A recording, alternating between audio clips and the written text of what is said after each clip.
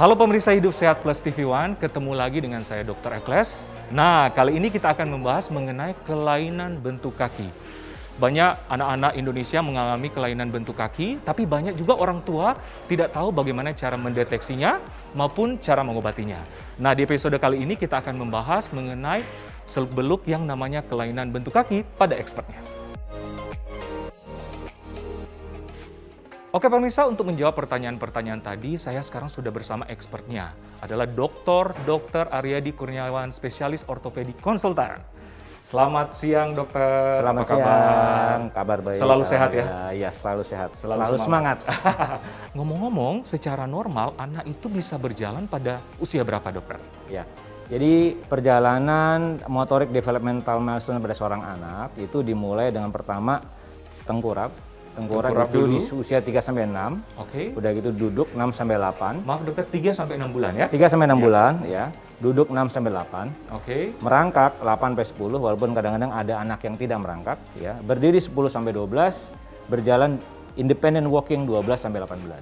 Jadi kita tidak bisa menilai hanya mencuplik pada suatu period of time saja. Oke. Tetapi kita juga harus merunut mulai dari awal pertama mulainya. Ya, merangkak dan sebagainya. Tapi secara umum jawaban singkatnya adalah independent walking itu 12-18 bulan. Kalau lebih dari itu, apakah itu masih dalam batas normal? Contoh, anak belum bisa berjalan nih dalam 12-18 bulan tadi dokter. Misalnya mungkin 2 tahun atau 3 tahun, apakah dalam batas normal atau gimana dokter? Ya, jadi apabila seorang anak itu mengalami keterlambatan, dalam hal ini gross motoric milestone ya, ya memang berarti ada satu masalah.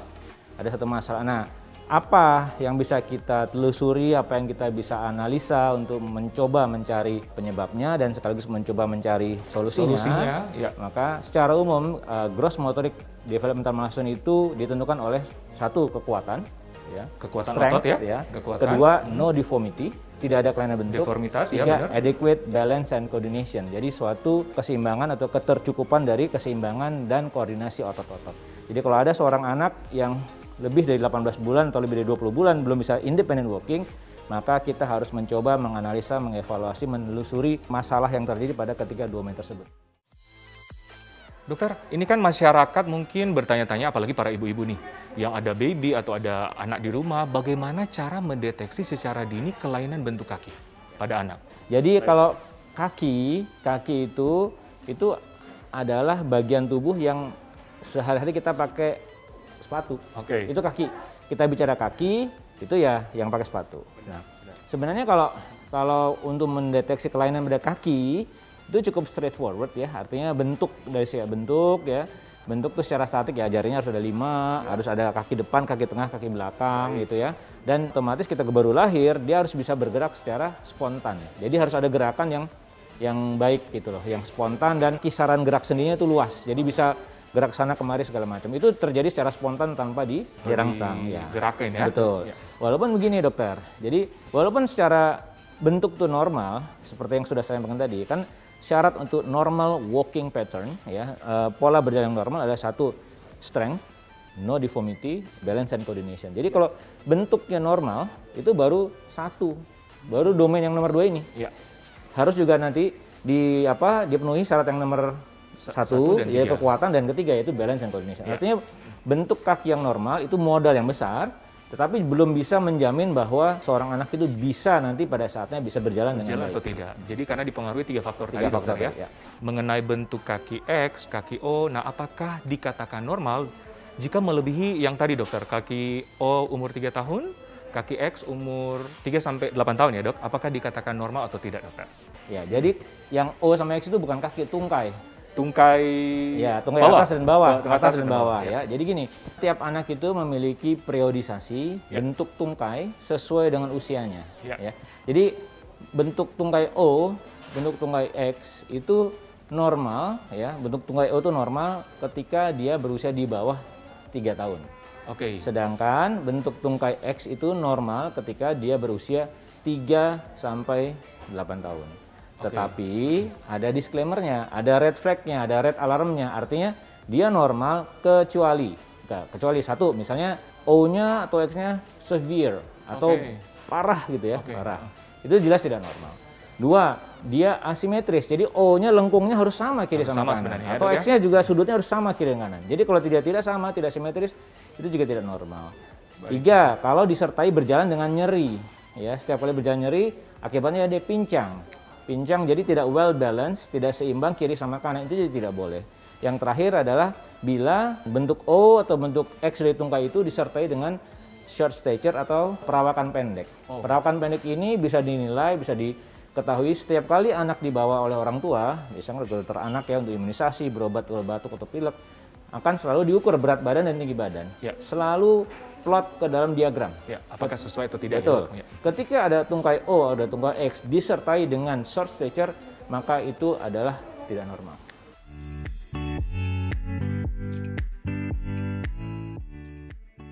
Nah, masyarakat modern sekarang ini kan butuh kadang-kadang hal yang simpel atau praktis. Mengenai penggunaan baby walker, memang banyak pro dan kontra. Nah, menurut tanggapan dokter, penggunaan baby walker gimana, dok?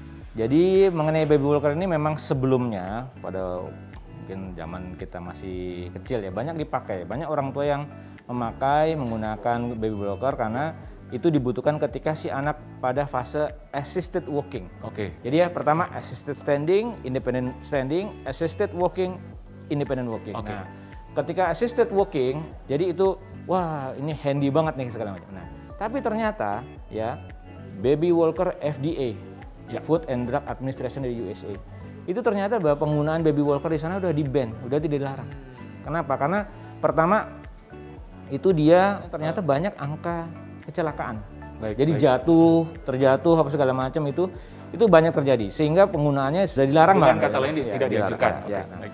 Ada poin yang kedua, assisted standing, independent standing, assisted walking, independent walking. Jadi sebenarnya sudah assisted walking dia. Nah, tetapi ketika seorang anak memakai baby walker, sebenarnya dia dalam posisi duduk.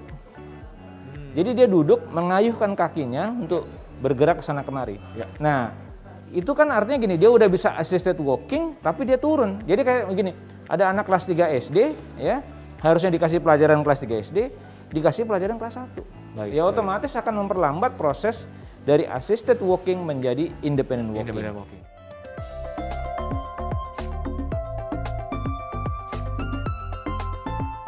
Jadi banyak beredar di masyarakat mengenai mitos atau fakta yang berkaitan dengan kelainan bentuk kaki, dokter. Fakta mitos yang pertama, apakah kebiasaan membedong pada waktu bayi dapat mengobati kelainan bentuk kaki seperti kaki O atau kaki X? Mitos atau fakta? Itu mitos. Mitos. Ya. Kebiasaan memakai bedong hanya ada di Indonesia atau bahkan Indonesia dan Malaysia saja. Jadi Baik. bayi-bayi di Australia, di Jepang, di US, Kanada, Afrika Tidak ada ya? Tidak ada yang pakai bedong. Jadi ya logikanya gini, kalau misalnya bedong itu membuat kaki menjadi O, menjadi bengkok, harusnya yang lain juga bengkok. Ya, ternyata kan tidak. Faktanya adalah, nah kalau fakta dalam medis itu kita harus bicara evidence based medicine, ilmu kedokteran berbasis bukti bahwa ternyata memang bentuk O ya pada anak di bawah 3 tahun itu normal. Itu normal ya, dok? Ya, kecuali ya tadi disebutkan kecuali ya. Bahkan sudah ada banyak penelitian, kita bisa Bapak Ibu bisa buka ya baby wrapping bahasa kerennya bedong tuh baby wrapping. Children Hospital Melbourne ya. Di situ disebutkan bahwa ternyata membedong pada bayi lahir ya itu bisa mengakibatkan pergeseran dari sendi panggul. Logikanya begini, di dalam rahim ibu, kedua tungkai, kedua paha bayi dalam posisi begini. Kan udah pernah lihat mungkin ya. Nah, begitu lahir, dalam tanda kutip, dipaksa begini.